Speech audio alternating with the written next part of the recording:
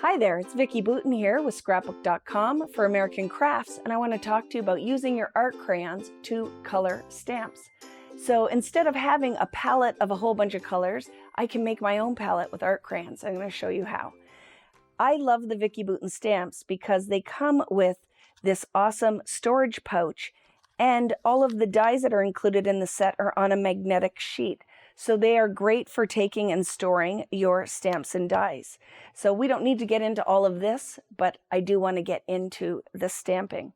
So I'm going to take some good black stamping ink. I have the Ranger Archival here, and I'm going to stamp some pattern and then show you how I set up my own palette of art crayons to paint traditionally, watercolor paint your stamps. So let's pick, how about this cute little bird? We will take him off the set, put him on your stamp block, and then ink it up.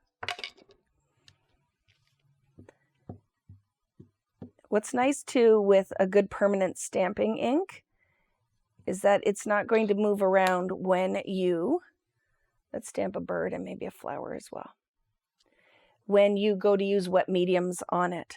And that's important. If you have an ink that's not permanent, you will run into a problem that when you go to put wet mediums on there, it can bleed. So you just want to pick a good stamping ink. Let's do this pretty flower. So it's all set up and ready to go. And now I'm going to get my color palette ready. And I'm going to choose a palette. So again, you could do it on your non-stick craft mat or on a sheet of non-porous plastic. Pick your palette. And I just like to scribble this on. What's really cool with this technique is I could prep this sheet and just take it with me. Say I'm going to watch my kid's soccer game and I want to color a few stamped images. I love that I can prep it. Again, one product with multiple uses, and that's why I love the art crayons. So let's pick a couple of fun colors. And maybe some yellow. Super soft, so you don't have to press very hard. You don't want to break the crayons.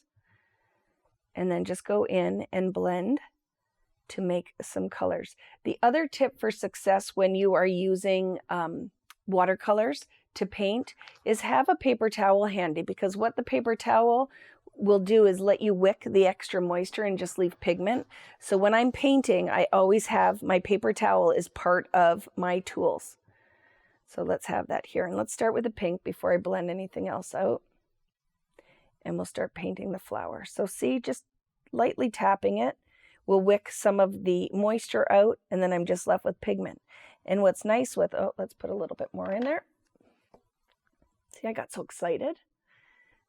And what's nice too with the art crayons, I can just put it right into the wet pigment. I don't have to add any more water. And then just go in and start adding the pigment. What's really nice too with the foundations paper is it holds the moisture and the pigment really well. So I can tap that in there. I can wet another color. Wick some of it off the brush, and I can blend some more pigment in. So what's nice is, like I said, this is great for, say you're just getting into watercoloring and you don't want to invest in a really expensive set of watercolors just to start. Your art crayons have tons of potential. You can do lots of different techniques. Use them wet, use them dry, use them traditionally to color your stamps in. So it's just yet another use for one product.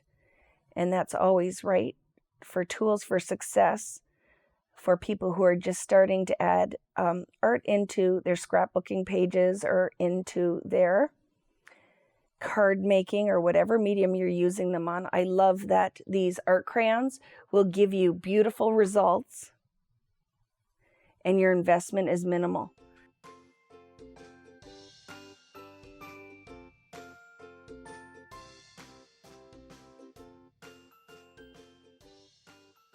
And the key is, if you want to layer the color on here, is just dry between your layers. To blend and build watercolor, you want to dry in between layers to get depth.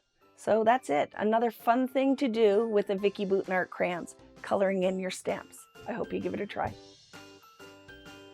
Thanks for watching. If you like this video and want to see more from Scrapbook.com, please like, share, subscribe, and leave a message. Happy crafting!